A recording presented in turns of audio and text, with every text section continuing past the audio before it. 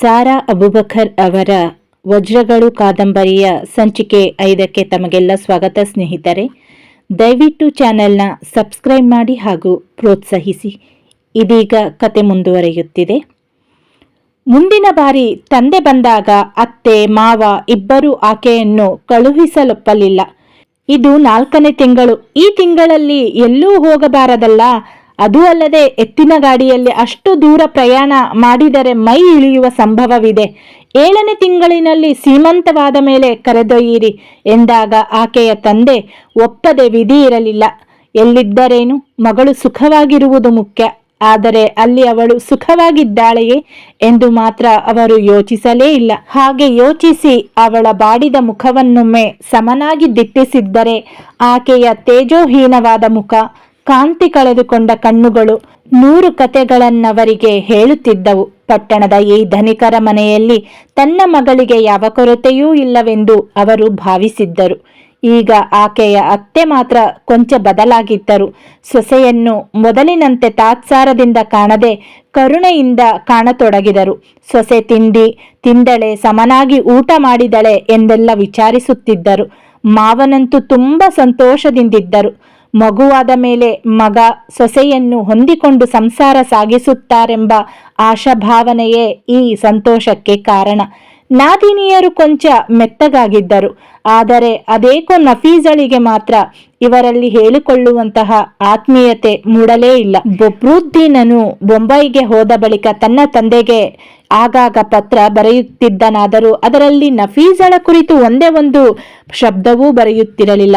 ಈ ಪತ್ರವನ್ನು ಓದುವುದು, ಅದಕ್ಕೆ ಉತ್ತರ ಬರೆಯುವುದು ಆಕೆಯ ಮೈದುನನಾದ ಕಾರಣ ಆ ಪತ್ರದ ವಿವರಗಳೆಂದು ಆಕೆಗೆ ಗೊತ್ತಾಗಲೂ ಇರಲಿಲ್ಲ. ಆಕೆಯ ಮಾವ ಅತ್ತೆಯೊಡನೆ ಮಗನ ಪತ್ರದ ವಿಷಯವನ್ನು ತಿಳಿಸಿದಾಗ ಮಾತ್ರ ಆಕೆಗೆ ಪತ್ರ ಬಂದ ವಿಷಯ ತಿಳಿಯುತ್ತಿತ್ತು. ಒಮ್ಮೆ ಮಾತ್ರ ಆಕೆ ತನ್ನ ಕಾತರ ತಡೆಯಲಾರದೆ ಜಮೀಲಳೊಡನೆ, ನಿಮ್ಮಣ್ಣನ ಪತ್ರದಲ್ಲಿ ನನ್ನ ವಿಷಯವೇನಾದರೂ ಇದೆಯೇ ಎಂದು ಕೇಳಿದ್ದಳು. ಆ ಹುಡುಗಿ ಅರಿತೋ ಅರಿಯದೇನೋ ತನ್ನ ಮನದಲ್ಲಿದ್ದುದನ್ನು ಹೇಳಿದ್ದಳು. ಯಾವಾಗಲೂ ನಿಮ್ಮನ್ನು ಹಳ್ಳಿಯ ಹುಡುಗಿ ಎಂದು ಹಂಗಿಸುತ್ತಿದ್ದವನು, ನನಗೆ ಆಕೆ ಬೇಡ ಎಂದು ಕೋಪಿಸಿಕೊಳ್ಳುತ್ತಿದ್ದವನು, ಈಗ ನಿಮ್ಮ ವಿಷಯವನ್ನು ಪತ್ರದಲ್ಲಿ ಬರೆಯುತ್ತಾನೆಯೇ, ನಿಮಗೆಲ್ಲೋ ಹುಚ್ಚು ಎನ್ನುತ್ತಾ ಎದ್ದು ಹೋಗಿದ್ದಳು. ತನ್ನತ್ತಿಗೆಯ ಹೃದಯಕ್ಕೆ ತಾನೆಂತಹ ಆಘಾತ ಉಂಟು ಮಾಡಿದೆನೆಂಬುದರ ಕಲ್ಪನೆಯೇ ಆಕೆಗಿರಲಿಲ್ಲ. ಅಂದಿನಿಂದಲೇ ಆಕೆ ಮಾನಸಿಕವಾಗಿ ಆ ಮನೆಯವರಿಂದ ದೂರ ಸರಿಯತೊಡಗಿದ್ದಳು. ಯಾರೊಡನೆಯೂ ಆತ್ಮೀಯತೆ ಬೆಳೆಸಿಕೊಳ್ಳಲಿಲ್ಲ. ತನ್ನ ನೋವು ನಲಿವುಗಳಲ್ಲಿ ಭಾಗಿಯಾಗಬೇಕಾಗಿದ್ದವನೇ ತನ್ನನ್ನು ದೂರ ಸರಿಸಿದ್ದಾನಲ್ಲ. ಪತ್ರದಲ್ಲಾದರೂ ತನ್ನ ಕುರಿತು ಒಂದೇ ಒಂದು ಮಾತನ್ನು ಬರೆಯಲಿಲ್ಲವಲ್ಲ. ಆದರೆ ಆಕೆಯ ಏಕಾಂಗಿತನದ ಆ ಕಡುಕಪ್ಪು ಕತ್ತಲೆಯಲ್ಲಿ ಬೆಳ್ಳಿ ಚುಕ್ಕಿಯೊಂದು ಮಿನುಗತೊಡಗಿತ್ತು. ಆಕೆಯ ಉದರದಲ್ಲಿ ತನ್ನದೇ ಆದ ಹೊಸ ಜೀವವೊಂದರ ಚಲನೆಯಾದಾಗ ತಾನು ಗರ್ಭಿಣಿ ಎಂದು ತನ್ನ ಗಂಡನಿಗೆ ತಿಳಿದಿದೆಯೇ? ಆದರೆ ಆ ಪ್ರಶ್ನೆಗೆ ಉತ್ತರ ಹೇಳುವವರ್ಯಾರು? ಆದರೆ ಈಗ ಆಕೆಗೆ ಒಂದೇ ಸಮಾಧಾನ, ಮಗು ಹುಟ್ಟಿದ ಮೇಲೆ ತಾನು ಈ ರೀತಿ ಏಕಾಂಗಿಯಾಗಿರಬೇಕಾಗಿಲ್ಲ. ಮಗುವಿನೊಡನಾಡುತ್ತಾ ಸಮಯ ಕಳೆಯಬಹುದು. ನಫೀಸಾ ಈಗ ಒಂದು ಗಂಡು ಮಗುವಿನ ತಾಯಿ. 7ನೆಯ ತಿಂಗಳಿನಲ್ಲಿ ಸೀಮಂತ ಮತ್ತು ಪೈಗಂಬರರ ಹೆಸರಿನಲ್ಲಿ ಮೌಲಾದ್ ಆದ ಬಳಿಕ ಗಂಡನ ಮನೆಯಿಂದ ಬಂದಿದ್ದವಳು. ಆಕೆಯ ತಂದೆ ತಾಯಿ ಅಕ್ಕಂದಿರೆಲ್ಲರೂ ಸಮಾರಂಭದಲ್ಲಿ ಪಾಲ್ಗೊಂಡಿದ್ದರು. ಎಲ್ಲರಿಗೂ ತುಂಬ ತೃಪ್ತಿಯಾಗಿತ್ತು. ನಫೀಸಾ ಗರ್ಭಿಣಿಯಾಗಿದ್ದಳೆಂದ ಮೇಲೆ ಗಂಡ ಹೆಂಡತಿ ಹೊಂದಿಕೊಂಡಿದ್ದಾರೆಂದು ಅರ್ಥವಲ್ಲವೇ? ಸಮಾರಂಭವೆಲ್ಲ ಮುಗಿದಾಗ ಎಲ್ಲರೂ ಊರಿಗೆ ಹಿಂತಿರುಗಿದ್ದರು. ಎತ್ತಿನ ಗಾಡಿ ಬೇಡವೆಂದು ಎಲ್ಲರೂ ದೋಣಿಯಲ್ಲೇ ಪ್ರಯಾಣ ಮಾಡಿದ್ದರು. ತನ್ನೆಲ್ಲ ಆಸೆ ಆಕಾಂಕ್ಷೆಗಳು ಭಗ್ನವಾಗಿ ಏಕಾಂಗಿಯಾಗಿಯೇ ಆ ಮನೆಯಲ್ಲಿ ಕಳೆದ ದಿನಗಳೆಲ್ಲವೂ ಆಕೆಯ ಮನಪಟಲದಲ್ಲಿ ಹಾದು ಹೋಗಿದ್ದವು. ದೋಣಿಯಲ್ಲಿ ಕುಳಿತಿದ್ದಾಗ ಬಹುದೂರದವರೆಗೂ ಕಾಣುತ್ತಿದ್ದ ಆ ಮನೆಯನ್ನೇ ನೋಡುತ್ತಿದ್ದವಳಿಗೆ ಒಂದು ಕ್ಷಣ ಮಾತ್ರ ಹೃದಯದಲ್ಲಿ ವಿಚಿತ್ರವಾದ ವೇದನೆಯ ಅನುಭವವಾಯಿತು. ಆಕೆ ನಿಧಾನವಾಗಿ ತನ್ನ ನೋಟವನ್ನು ನದೀ ತೀರದಲ್ಲಿ ಕಾಣುತ್ತಿದ್ದ ಸುಂದರದ ವನಸಿರಿಯೆಡೆಗೆ ತಿರುಗಿಸಿದ್ದಳು. ತವರಿಗೆ ಬಂದ ಬಳಿಕ ಗಂಡನ ಅಥವಾ ಆತನ ಮನೆಯವರ ಯಾವ ವಿಷಯವನ್ನು ತನ್ನ ತಂದೆ ತಾಯಿಯರಿಗಾಗಲಿ ಇತರಿಗಾಗಲಿ ತಿಳಿಸಲೇ ಇಲ್ಲ. ತಾನು ಗಂಡನ ಮನೆಯಲ್ಲಿ ಸುಖವಾಗಿದ್ದೇನೆಂದು ಎಲ್ಲರೂ ತಿಳಿದಿದ್ದರು. ಈ ಶಾಂತವಾದ ಕೊಳದಲ್ಲಿ ಕಲ್ಲೆಸೆದು ತಾನೇಕೆ ಅದರಲ್ಲಿ ಅಲೆಗಳನ್ನೆಬ್ಬಿಸಲಿ? ಆಕೆ ಆದಷ್ಟು ನಗೆಯ ಮುಖವಾಡವನ್ನು ಧರಿಸಿ ಓಡಾಡಿದಳು. ಗಂಡು ಮಗು ಹುಟ್ಟಿದಾಗ ಅತ್ತೆ ಮಾವಂದಿರು ಸಂತೋಷದಿಂದಲೇ ಓಡಿ ಬಂದಿದ್ದರು. ಮಗುವಿಗೆ ಅಬ್ದುಲ್ ಮುನಾಫ್ ಎಂದು ನಾಮಕರಣ ಮಾಡಿ ಊರಿನ ಪದ್ಧತಿಯಂತೆ ಬಾಣಂತಿ ಮತ್ತು ಮಗುವಿನ ಖರ್ಚಿಗೆಂದು ಹಲೀಮಳ ಕೈಯಲ್ಲಿ ಧಾರಾಳವಾಗಿ ಹಣವನ್ನೂ ಕೊಟ್ಟಿದ್ದರು. ಹಕೀಕತ್ ಸಮಾರಂಭಕ್ಕೆ ದೊಡ್ಡವೆರಡು ಕುರಿಗಳನ್ನು ತಂದು ಕಡಿದು ಊರಿನವರಿಗೆಲ್ಲ ಹಂಚಿದ್ದರು. ತಾಯಿ ಮತ್ತು ಮಗುವಿಗೆ ಬೇಕಾದ ಬಟ್ಟೆಗಳನ್ನೆಲ್ಲ ಅತ್ತೆ ಮಾವಂದಿರೇ ತಂದು ಕೊಟ್ಟಿದ್ದರು. ನಮ್ಮಳಿಯ ಯಾವಾಗ ಬರುತ್ತಾನೆ ಎಂದು ಹಲೀಮಾ ಗಿತ್ತಿಯೊಡನೆ ಕೇಳಿದಾಗ ಮಗು ಹುಟ್ಟಿದ ವಿಷಯ ಅವನಿಗೆ ತಿಳಿಸಿದ್ದೇವೆ. ಆದರೆ 1 ವರ್ಷ ಕಳೆಯದೆ ಊರಿಗೆ ಬರಲು ಸಾಧ್ಯವಿಲ್ಲವೆಂದು ಅವನು ಬರೆದಿದ್ದಾನೆ ಎಂದು ಆಕೆ ಹೇಳಿದರು. ಇದೆಲ್ಲ ಆಗಿ 1 ವರ್ಷ ಕಳೆದಿದೆ. ಮಗು ಮುನ್ನ ಈಗ ನಡಿಗೆ ಕಲಿಯುತ್ತಿದ್ದಾನೆ. ತನ್ನ ಅಜ್ಜನನ್ನು ಬಹಳಷ್ಟು ಹೊಂದಿಕೊಂಡಿದ್ದಾನೆ. ಪಪ್ಪ ಎಂದು ತೊದಲಲು ಪ್ರಯತ್ನಿಸುತ್ತಿದ್ದಾನೆ. ಮಗುವಿನ ತೊದಲ ಮಾತು, ತಪ್ಪು ಹೆಜ್ಜೆಗಳಲ್ಲಿ ನಫೀಸಾ ತನ್ನ ಏಕಾಂಗಿತನವನ್ನು, ನೋವನ್ನು ಮರೆಯಲೆತ್ನಿಸುತ್ತಿದ್ದಾಳೆ. ಈ ನಡುವೆ ಆಕೆಯ ಅತ್ತೆ 1-2 ಬಾರಿ ಬಂದು ಮಗುವನ್ನು ನೋಡಿಕೊಂಡು ಹೋಗಿದ್ದರು. ಮಾವನು ಎಂದಾದರೊಮ್ಮೆ ಬಂದು ಹೋಗುತ್ತಿದ್ದರು. ಆದರೆ ಕಳೆದ ಕೆಲವು ತಿಂಗಳುಗಳಿಂದ ಅವರು ಈ ಕಡೆ ಬಂದಿರಲಿಲ್ಲ. ಮಗಳ ಸಂಸಾರದಲ್ಲಿ ಎಲ್ಲವೂ ನೆಟ್ಟಗಿಲ್ಲ ಎಂಬುದನ್ನು ಈಗ ತಂದೆ ತಾಯಿಗಳು ಅರ್ಥ ಮಾಡಿಕೊಳ್ಳತೊಡಗಿದರು. ತನ್ನ ಆಯ್ಕೆ ತಪ್ಪು ಎಂಬುದು ಮಹಮ್ಮದ್ ಹಾಜಿಯವರಿಗೆ ಎಂದೋ ತಿಳಿದು ಹೋಗಿದ್ದರೂ ಅದನ್ನವರು ಬಾಯ್ಬಿಟ್ಟು ನುಡಿದಿರಲಿಲ್ಲ. ಆದರೆ ಹಲೀಮಾ ಮಾತ್ರ ಮಗಳಿಗಾಗಿ ಕೊರಗತೊಡಗಿದಳು. ಬೊಂಬಾಯಿ ಏನು ಅಷ್ಟು ದೂರವೇ? ನಫೀಸಳ ಗಂಡ ಹೋಗಿ 2 ವರ್ಷವಾಗುತ್ತಾ ಬಂತಲ್ಲ, ಒಮ್ಮೆಯಾದರೂ ಊರಿಗೆ ಬಂದು ಹೋಗಬಾರದೆ? ಚಿನ್ನದಂತಹ ಗಂಡು ಮಗುವಿನ ಮುಖ ನೋಡಬೇಕೆಂದು ಆತನಿಗನ್ನಿಸಲಿಲ್ಲವೇ ಎಂದು ಪತಿಯೊಡನೆ ತನ್ನ ಕೊರಗನ್ನು ತೋಡಿಕೊಳ್ಳುವಳು. ಚಿನ್ನದಂತಹ ಹುಡುಗಿಯನ್ನು ಕತ್ತೆಯ ಕೊರಳಿಗೆ ಕಟ್ಟಿದಂತಾಯ್ತಲ್ಲ. ನೀವಾದರೂ ಒಮ್ಮೆ ಹೋಗಿ ಅವಳ ಮಾವನೊಡನೆ ವಿಚಾರಿಸಿ ಬನ್ನಿ. ಮದುವೆಯಾದ ಹೆಣ್ಣು ಮಗಳು ಎಷ್ಟು ದಿನ ನಮ್ಮ ಮನೆಯಲ್ಲಿರಿಸಿಕೊಳ್ಳುವುದು ಎಂದು ಒಂದು ದಿನ ಹಲೀಮಾ ಗಂಡನಿಗೆ ಸಲಹೆ ಇತ್ತಳು. ಪಟ್ಟಣದ ಹುಡುಗ ಬೇಕಂತ ತಲೆ ಚಚ್ಚಿಕೊಂಡೆಯಲ್ಲ, ಈಗ ಅನುಭವಿಸು. ಪಟ್ಟಣದವರ ರೀತಿ ಈಗಲಾದರೂ ತಿಳಿಯಿತೆ ಎಂದು ಅವರು ರೇಗಿದರು. ನನ್ನ ಮಗಳು ಸುಖವಾಗಿರಲಿ ಎಂದು ನಾನು ಬಯಸಿದ್ದು ತಪ್ಪೆ. ಹಳ್ಳಿಯವರಿಗೆ ಕೊಟ್ಟ ದೊಡ್ಡವರಿಬ್ಬರು ಪಡುತ್ತಿರುವ ಸುಖ ಅಷ್ಟರಲ್ಲೇ ಇದೆ ಎಂದು ಹಲೀಮಾ ಕೂಡ ಪ್ರತಿಕ್ರಿಯಿಸಿದಳು. ಈಗ ಆಗುವುದೆಲ್ಲ ಆಗಿ ಹೋಗಿದೆ. ನಫೀಸಾ ಒಂದು ಮಗುವಿನ ತಾಯಿಯೂ ಆಗಿದ್ದಾಳೆ. ಆಕೆಯ ಸಂಸಾರ ನೆಟ್ಟಗಾಗದೆ ತಮಗೆ ಮನಃಶಾಂತಿ ಇರಲಾರದು ಎಂಬುದನ್ನು ಹಾಜಿಯವರೂ ಬಲ್ಲರು. ಕೊನೆಗೂ ಒಂದು ದಿನ ಮಹಮ್ಮದ್ ಹಾಜಿಯವರು ಅಳಿಯನ ಮನೆಗೆ ಪ್ರಯಾಣ ಬೆಳೆಸಿದರು. ಮಾಂತೋಪಿಗೆ ಹೊರಟಿದ್ದ ದೋಣಿಯಲ್ಲಿ ಪ್ರಯಾಣ. ಏನು, ಅಳಿಯನ ಮನೆಗೆ ಹೊರಟಿರಾ? ಮಗಳೆಲ್ಲಿದ್ದಾಳೆ ಎಂದು ಪರಿಚಯದವರಾರೋ ಕೇಳಿದಾಗ, ಮಗಳು ನಮ್ಮ ಮನೆಯಲ್ಲಿದ್ದಾಳೆ ಎಂದು ತಗ್ಗುದನಿಯಲ್ಲಿ ನುಡಿದರು ಹಾಜಿಯವರು. ಅದೇನು ಹಾಜಿಯವರೇ, ಹೆರಿಗೆಗೆ ಬಂದವಳು ಗಂಡನ ಮನೆಗೆ ಹೋಗಿಯೇ ಇಲ್ಲವಂತೆ, ಹೌದಾ ಎಂದು ಇನ್ಯಾರೋ ಕೇಳಿದರು. ಅಳಿಯ ಊರಲ್ಲಿಲ್ಲವಲ್ಲ, ಆತ ಬಂದ ಮೇಲೆ ಕಳಿಸುವ ಎಂದು ಅವಳ ತಾಯಿ ಹೇಳಿದಳು ಎಂದು ಹೇಳಿ ಜಾರಿಕೊಂಡರು. ಮದುವೆಯಾದ ಮಗಳು ತವರು ಮನೆಯಲ್ಲಿದ್ದರೆ ಎಲ್ಲರಿಗೂ ಅಸಹಜವಾಗಿಯೇ ಕಾಣಿಸುತ್ತದೆ. ಅವರು ಅಬ್ದುಲ್ ಸಾಹೇಬರ ಮನೆ ತಲುಪಿದಾಗ ಆಗಿನ್ನು ಬೆಳಗಿನ ಜಾವ 10 ಗಂಟೆ. ಸಾಹೇಬರು ತೋಟಕ್ಕೆ ಹೋಗಿದ್ದಾರೆಂದು ಹುಡುಗನೊಬ್ಬನು ಬಂದು ಹೇಳಿದಾಗ ಅವರು ಅಲ್ಲೇ ಇದ್ದ ಕುರ್ಚಿಯಲ್ಲಿ ಕುಳಿತರು.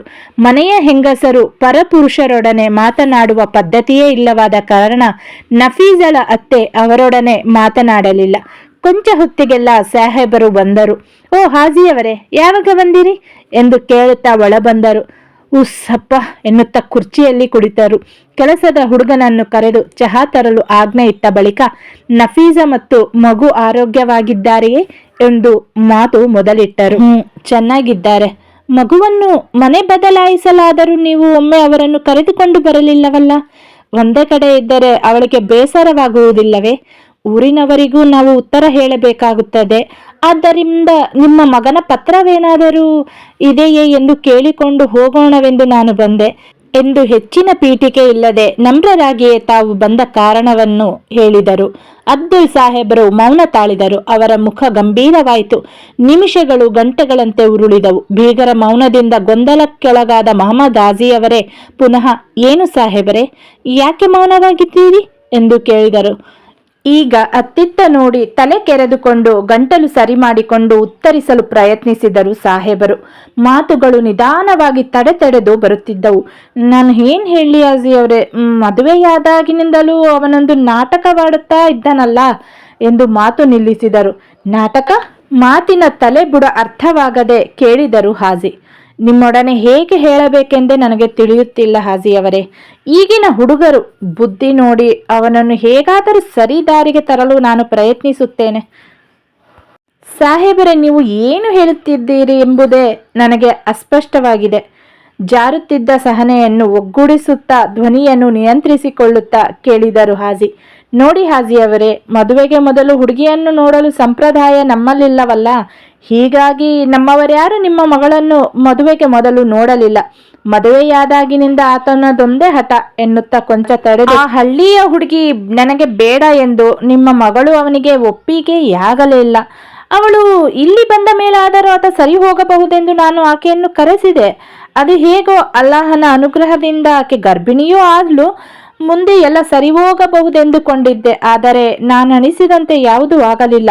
ತಿಂಗಳ ಹಿಂದೆ ನಿನ್ನ ಹೆಂಡತಿ ಮತ್ತು ಮಗುವನ್ನು ಕರೆದುಕೊಂಡು ಬರುತ್ತೇನೆಂದು ಪತ್ರ ಹಾಕಿದ್ದೆ. ಈಗ ಅವಳನ್ನು ಕರೆದುಕೊಂಡು ಬರುವುದು ಬೇಡ ಎಂದು ಉತ್ತರ ಬರೆದ. ಅಂದಿನಿಂದ ಇಂದಿನವರೆಗೂ ಪ್ರತಿ ಪತ್ರದಲ್ಲೂ ನಾನು ಈ ವಿಷಯವನ್ನು ಬರೆಯುತ್ತಲೇ ಇದ್ದೇನೆ. ಆದರೆ ಅವನು ಮಾತ್ರ ಈ ವಿಷಯ ಎತ್ತುತ್ತಲೇ ಇಲ್ಲ. ನಾನೇನು ಮಾಡಲಿ ಎಂದು ತಮ್ಮ ಅಸಹಾಯಕತೆ ತೋಡಿಕೊಂಡರು. ಒಳಗೊಳಗೆ ಹೊಗೆ ಕಟ್ಟಿಕೊಂಡಿದ್ದ ಒಲೆ ಕೊನೆಗೂ ಬೆಂಕಿಯ ನಾಳವನ್ನು ಹೊರಚಾಚಿತು. ಎಲ್ಲವನ್ನು ಕೇಳುತ್ತಾ ಹೋದಂತೆ ಹಾಜಿಯವರು ದಿಗ್ಮೂಢರಾಗಿ ಕುಳಿತರು. ತಮ್ಮ ನಫೀಸ ಈತನಿಗೆ ಒಪ್ಪಿಗೆಯಾಗಲಿಲ್ಲವೇ? ಈತ ನಫೀಸಳಲ್ಲಿ ಯಾವ ಕೊರತೆ ಕಂಡ? ಬಣ್ಣ ಕೊಂಚ ಕಮ್ಮಿಯಾಗಿರಬಹುದು.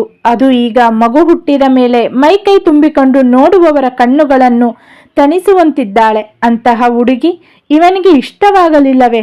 ಹಾಜಿಯವರ ಬಾಯಿಯಿಂದ ಯಾವ ಮಾತೂ ಹೊರಡಲಿಲ್ಲ. ಸಿಡಿಲು ಹೊಡೆದಂತೆ ನಿಶ್ಚೇಷ್ಟರಾಗಿ ಕುಳಿತರು. ಕೊನೆಗೆ ಎದ್ದು ಹೊರಡುತ್ತಾ ಒಂದು ಮಾತಂದರು. ನಿಮ್ಮ ಮಗ ನನ್ನ ಮಗಳು ಹೊರ ಚರ್ಮದ ಬಣ್ಣ ಮಾತ್ರ ನೋಡಿದ್ದಾನೆ ಸಾಹೇಬರೇ. ಆಕೆಯ ಎದೆಗೂಡಿನೊಳಗಿರುವ ಹೃದಯದ ಬಣ್ಣ ಯಾವುದೆಂದು ತಿಳಿಯಲು ಆತ ಪ್ರಯತ್ನಿಸಲಾರ. ಪಟ್ಟಣಿಗರಿಗೆ ಕೃತಕ ಮೋಹ ಅಧಿಕ, ನೈಜತೆಗೆ ಅಲ್ಲಿ ಬೆಲೆ ಇರಲಾರದು ಎಂದಾಗ ಸಾಹೇಬರು ಮೌನ ತಾಳಿದರು. ಹೌದು, ಆ ಹುಡುಗಿಯ ತಕರಾರಿಲ್ಲದ ನಡವಳಿಕೆ ಸ್ವಭಾವ ತನಗೆ ಎಷ್ಟೊಂದು ಮೆಚ್ಚುಗೆಯಾಗಿತ್ತು. ಇರಿ ಹಾಜಿಯವರೇ, ಊಟ ಮಾಡಿಕೊಂಡು ಹೋಗಿ ಎಂದಾಗ ಹಾಜಿಯವರು ಪುನಃ ಕುಳಿತರು. ಹೆಣ್ಣು ಕೊಟ್ಟು ಮನೆಯವರೊಡನೆ ಕೋಪ ಮಾಡಿಕೊಂಡು ಹೋಗುವುದು ಸಮಂಜಸವಲ್ಲ. ಮಗಳ ಬದುಕನ್ನು ನೇರಗೊಳಿಸಲು ಬಂದವನು ತಾನು. ತನ್ನಿಂದ ಇನ್ನಷ್ಟು ತೊಂದರೆಯಾಗಬಾರದು. ಆಗಲಿ ಸಾಹೇಬರೇ, ನನ್ನ ಮಗಳ ಕೈ ಬಿಡಬೇಡಿ. ನಿಮ್ಮನ್ನು ನೋಡಿ ನಿಮ್ಮ ಮಗನಿಗೆ ಹೆಣ್ಣು ಕೊಟ್ಟೆ. ಆಕೆಯ ಬದುಕನ್ನು ಸರಿಪಡಿಸುವ ಹೊಣೆ ನಿಮ್ಮದು ಎನ್ನುತ್ತಾ ಊಟಕ್ಕೆದ್ದರು.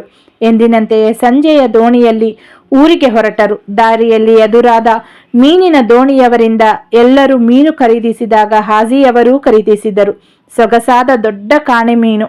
ಅದರೊಡನಿದ್ದ ಕಲ್ಲೂರು ಮೀನನ್ನು ಕೊಂಡುಕೊಳ್ಳಿ ಎಂದು ಮೀನುಗಾರನೆಂದಾಗ ಕಲ್ಲೂರು ಮೀನು, ಮಧುಮಾಳ ಮೀನುಗಳೆಲ್ಲ ನೋಡುವುದಕ್ಕಷ್ಟೇ ಚಂದ, ಏನೇನು ರುಚಿಯಿಲ್ಲ ಎಂದು ದೋಣಿಯಲ್ಲಿದ್ದವರ್ಯಾರು ನುಡಿದರು.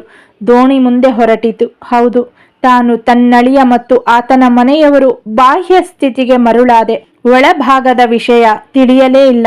ಇವರೆಲ್ಲ ಏನೇನು ರುಚಿ ಇಲ್ಲದ ಕಲ್ಲೂರು ಮೀನುಗಳೆಂದು ತನಗೆ ಹೊಳೆಯಲೇ ಇಲ್ಲವಲ್ಲ. ರಾತ್ರಿ ಮನೆಗೆ ಬಂದಾಗ ಹಲೀಮಾ ಬೇಗನೆ ಏನಾಯಿತು, ಬೀಗರನ್ನು ಮಾತನಾಡಿಸಿದರೆ ಎಂದು ಕೇಳುತ್ತಾ ಹೊರಚಾವಡಿಗೆ ಬಂದಳು. ಅಳಿಯನಿಗೆ ಪತ್ರ ಬರೆದಿದ್ದಾರಂತೆ, ಉತ್ತರ ಬಂದೊಡನೆ ತಿಳಿಸುತ್ತಾರಂತೆ ಎನ್ನುತ್ತಾ ಅಲ್ಲೇ ಇದ್ದ ಕಟ್ಟೆಯ ಮೇಲೆ ಕುಳಿತರು ಹಾಜಿಯವರು. ಯಾವುದನ್ನು ಈಗಲೇ ಹೆಂಗಸರಿಗೆ ತಿಳಿಸುವುದು ಒಳ್ಳೆಯದಲ್ಲ. ಎಲ್ಲವೂ ಸುಖಾಂತ್ಯವಾಗುವುದಾದರೆ ಈಗ ಮನಸ್ಸು ಕಹಿ ಮಾಡಿಕೊಳ್ಳುವುದಾದರೂ ಏಕೆ ಎಂಬುದು ಅವರ ಭಾವನೆ. ಅಂದರೆ ಅವರು ಈವರೆಗೆ ಪತ್ರ ಬರೆದಿಲ್ಲವೇ? ಸಹನೆ ಕಳೆದುಕೊಂಡ ಧ್ವನಿ ಎತ್ತರಿಸಿ ಕೇಳಿದಳು ಹಲೀಮಾ. ನೀನ್ಯಾಕೆ ಈ ರೀತಿ ಸಹನೆ ಕಳೆದುಕೊಳ್ಳುತ್ತಿದ್ದೀಯಾ? ನಮ್ಮ ಮಗಳು ನಮಗೆ ಭಾರವೇ? ಸುಮ್ಮನೆ ಗಲಾಟೆ ಮಾಡಿ ಅವಳ ಮನಸ್ಸು ಕೆಡಿಸಬೇಡ ಎನ್ನುತ್ತಾ ಎದ್ದು ಮಸೀದಿಯ ಕಡೆ ನಡೆದರು. ಮತ್ತೂ 3 ತಿಂಗಳು ಕಳೆಯಿತು. ಈಗ ಮುನ್ನ ಚೆನ್ನಾಗಿ ನಡಿಗೆ ಕಲ್ತಿದ್ದರೂ ಕಿವಿಯ ಮೇಲೆ ಬಿದ್ದ ಮಾತುಗಳನ್ನೆಲ್ಲ ಆಡಲು ಪ್ರಯತ್ನಿಸುತ್ತಿದ್ದನು. ತಪ್ಪಾಗಿ ಮಾತನಾಡಿ ತನ್ನ ತಾಯಿಗೆ ತನ್ನಿಂದಾದಷ್ಟು ಮನರಂಜನೆ ನೀಡುತ್ತಿದ್ದನು. ಬಾವಿಯ ಬಳಿ ತಾಯಿ ಸ್ನಾನ ಮಾಡಿಸುವಾಗ ಇನ್ನಷ್ಟು ಹೊತ್ತೆ ನೀರಿನಲ್ಲಿ ಆಟವಾಡಬೇಕೆಂದು ಹಠ ಮಾಡುತ್ತಿದ್ದನು. ಥತ್ ತುಂಟ ಎಂದು ತಾಯಿ ಗದರಿದಾಗ ಥುತ್ ಎಂದು ತಾಯಿಯೆಡೆಗೆ ನೋಡುತ್ತಾ ತನ್ನ 4 ಹಲ್ಲುಗಳನ್ನು ತೋರಿಸಿ ನಗುತ್ತಿದ್ದನು. ಆ ಮುಖ ಮಾತ್ರ ತನ್ನ ಕೋಣೆಯಲ್ಲಿ ಒಂದೇ ಒಂದು ದಿನ ಮಾತ್ರ ಮದುಮಗನಾಗಿ ಕುಳಿತಾತನ ಮುಖವನ್ನು ನೆನಪಿಗೆ ತರುತ್ತಿತ್ತು. ಕತೆ ಮುಂದುವರಿಯುತ್ತದೆ ಸ್ನೇಹಿತರೆ. ದಯವಿಟ್ಟು ಚಾನೆಲ್ನ ಸಬ್ಸ್ಕ್ರೈಬ್ ಮಾಡಿ ಹಾಗೂ ಪ್ರೋತ್ಸಾಹಿಸಿ.